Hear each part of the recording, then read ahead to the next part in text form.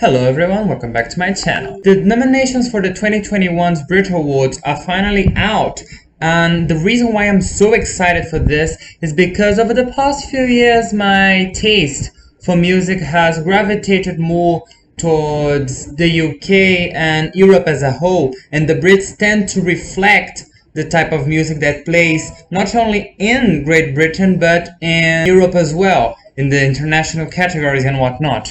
So let's go. I'm gonna give some predictions. I know the awards only are going to take place in May, I think, May 11th or some other date, but I know it's in May, so we have over a month to predict. I might do a let's talk just before the show, and then another one after the show to see if our predictions were right. Okay, so here I'm at the Guardian with the winners, with the nominees. I scroll all the way to the bottom, so we'll start with the international awards. Actually, we're gonna start with Rising Star. It's an award that's given before the ceremony, months before, in fact, and it was given to Griff. I do not know this artist. I'm gonna be quite honest. I do not know this artist, but you know, I was rooting for Rina Sawayama after she was snubbed at the Grammys, but she might be on another category above. We'll see. First category, competitive category then, it's international group. BTS, of course, Fontaines DC, do not know them, Foo Fighters, Hein, and Run the Jewels. Already off the bat, my prediction is Hein. If it's a critically voted award, it's probably going to Hein. They have the highest evaluated album out of all of these. I think it's 88 on Metacritic. It was up for Album of the Year at the Grammys, including. And it's personally my favorite among them. However, if it's voted by the public, it's BTS. I'm not going to predict this category just yet because I have to check if it's public or critically. If it's critical, my prediction is Hein. If it's public, my prediction is BTS. I'm gonna let you know in the comments once I do research that. International male solo artist Bruce Springsteen. Interesting. I know Western Stars were #1 in the UK, but that was June 2019 against Madonna's Madam X. So that's a while ago. I wasn't expecting to see him here. Burna Boy, I know him by name. Childish Gambino, he hasn't dropped anything. This Is America was also in 2019. What is this list? Tame Impala, again, they released an album. If it was in 2019, it was something along that line, okay? And The Weeknd, of course, predictable. My prediction is The Weeknd. I think he's the one who's got the biggest chances. After Hours found several hits in the UK. Blinding Lights went #1. Save Your Tears top 10. I think In Your Eyes was maybe also top 10. Heartless was definitely top 10. International female solo artist Ariana Grande, of course, positions. Billie Eilish, a bit surprised to see her here, though not really. Her album came out in 2019, but I guess it would make sense. I mean, Everything I Wanted, Think Therefore I Am, My Future, they were all hits, so understandable. Cardi B, because of WAP, because I think Up came out after the nomination, the deadline. Again, weird to see an artist with just one song, but maybe. Miley Cyrus, definitely to be expected. If I'm not wrong, Midnight Sky was #1 in the UK radios for like 7 weeks, and #1 in the UK sales for also 7 weeks. It's the longest song of any song in 2020, male or female. And it's definitely not surprising that she's here. Taylor Swift has scored 2 #1 albums, 6 top 10 hits. It's definitely understandable. My prediction.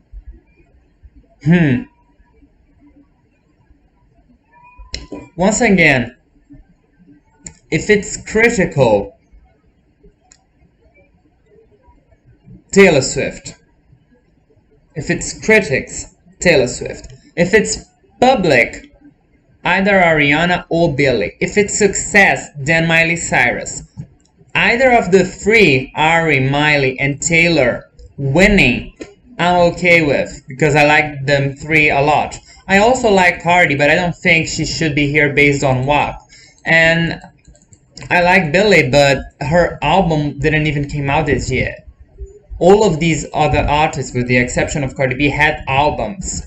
It makes more sense that they are occupying a spot here. If I'm being honest, I'm missing Kylie Minogue here. She should have been here. Disco came out last year, and it was the biggest sales by a female artist of the year in the country. Gaga could have been here easily. My God, Gaga could have taken Eilish's spot in this one. Jesus. Or Lana Del Rey, though, well, No Motherfucking Rock was from 2019, so I'll let it pass by now, but Jesus. Anyway, my prediction is Taylor Swift. No matter what, my prediction is Taylor Swift. Album of the year, Aloe Parks, Collapsing Sunbeams. Do not know, by the way. Celeste, Not Your Muse, do not know. Dua Lipa, Future Nostalgia. J-Hus, Big Conspiracy. And Jessie Ware, What's Your Pleasure? Yes. Yes. This is the big one that I also missed in the Grammys. I missed this one at the Grammys. I am so glad it's here. Honestly, it's the winner. For me, it's the winner. It's my favorite album of 2020. No matter what we're talking about, okay? It's my favorite album of 2020. It contains my favorite song of 2020, that's Spotlight. It got me through 2020 together with Chromatica, and I'm so happy it's nominated. And it's my winner, but it's not my prediction because I like getting things right. My prediction is Future Nostalgia by Dua Lipa. She had an amazing year. This album is amazing, so I'm not gonna complain about it winning. But I do wish that since What's Your Pleasure did not have as much of a spotlight, let's say, than Future Nostalgia, that it would win awards. Because critically speaking, it's a fucking masterpiece. Single of the year, 220 Kid with Gracie, Don't Need Love. Aitch with AJ Tracey featuring Tay Keith, Rain. Dua Lipa, Physical. Harry Styles, Watermelon Sugar. Heady One featuring AJ Tracey and Stormzy, Ain't It Different. Joe Corey and Manek, Head and Heart, big hit.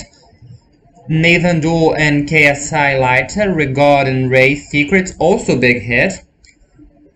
Simba and DTG, Jesus, Rover. And Don't Rush by Bugsy, Heady One, and Young T, that was a big hit as well. My favorite here is Physical. I would actually love it if it went because people pay a lot of attention in Don't Start Now, and I get it was the lead single, and Break My Heart, which was the second single in the United States. But can we just take a minute to appreciate how great of a song Physical is, and how much superior than Don't Start Now it is? I mean, it is so much better. I know it's my opinion, but if it's here and Don't Start Now is not here, that should mean something, right? It's very, very good. That's what I'm trying to say. I love this song. So I wanted to win. Is that my prediction? Watermelon Sugar. It could be my prediction, right?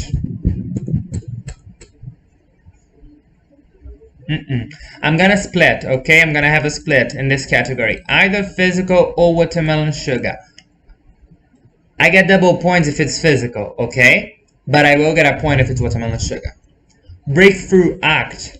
Aloe Parks, Bicep, Celeste, Joe Corey, and Young T and Bugsy. My personal favorite, also breakthrough act, and we do not have Rina Sawayama. What is this? What is this? Did she make all that fuzz about the Brits so she could not be nominated for anything? Okay, my favorite's Joe Corey. I really liked Sorry.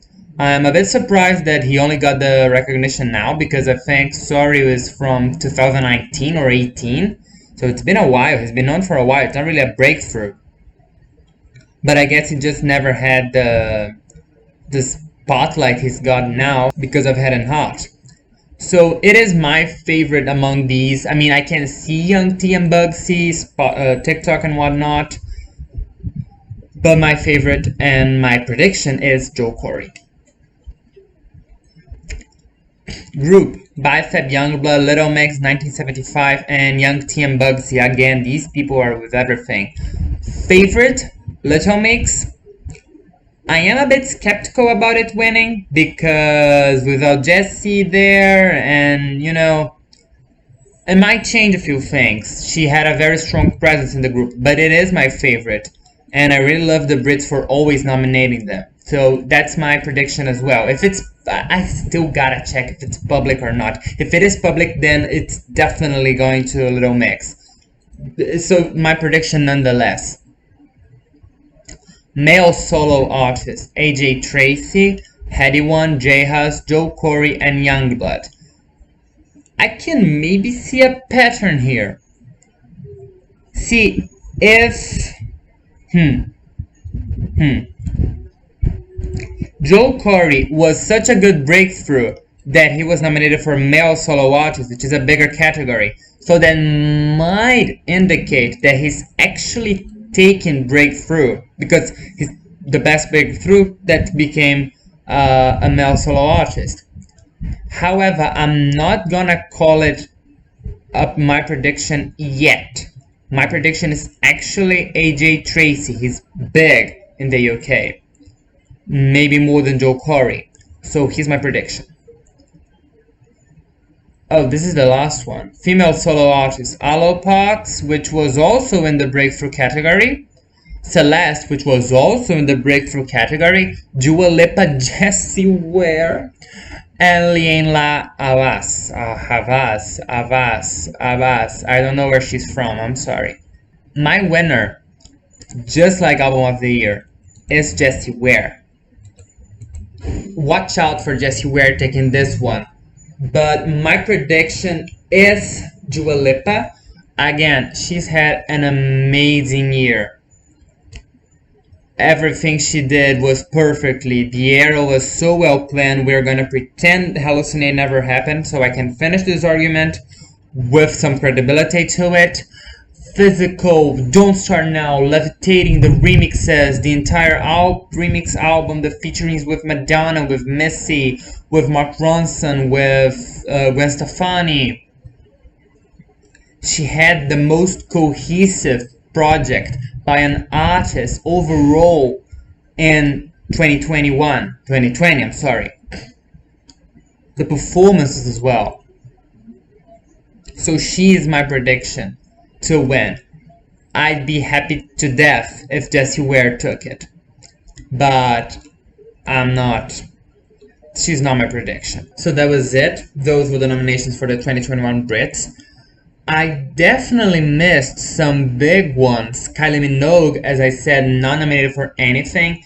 It's not shocking because she's old and ageism is such a strong deal in the music industry, but it is shocking because if we were talking about an old artist that didn't have, I don't want to say didn't have relevance, but that didn't have any impact, it's something like Madonna last year.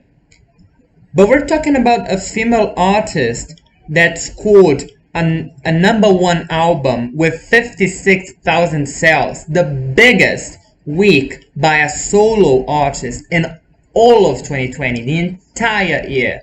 She was up against huge names. She was up against Gaga. She was up against Dua.